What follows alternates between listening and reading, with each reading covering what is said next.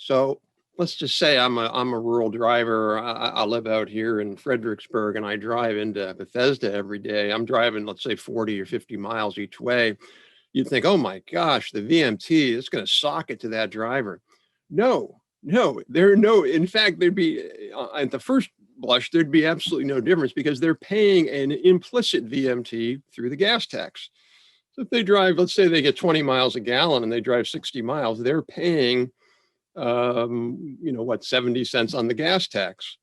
If you set the VMT to be revenue neutral, they would still pay 70 cents. So rural drivers or long distance drivers would be completely neutral in this scheme. Now, in fact, they would probably be better off because they tend to drive on average, not always, but on average, rural drivers tend to drive older vehicles that get slightly less gas mileage. So they would actually be a little bit better off because if you're just doing it on a VMP basis. Now, rural low income drivers are a little different. But again, there's no difference between the gas tax and the VMT in terms of regressivity for low income drivers. They're both regressive.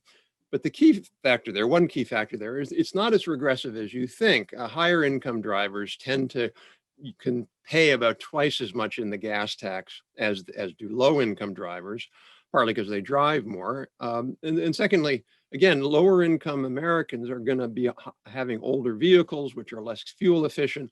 So if you switch to a VMT, actually lower income drivers would do better. The third component of that is if you use VMT fees for increasing transit support, which a lot of proposals want to do, I think is a really good idea, then you mitigate some of those impacts on low-income drivers. There's no reason, for example, you couldn't have the VMT fee based upon income. You could have somewhat of a progressive VMT tax if you wanted to do that. Very hard to do that with the gas tax. I'm going to the gas pump, I got to show how much I make, and you can't do that. But if you could sort of show through your tax returns how much you make, then you're going to pay a lower fee.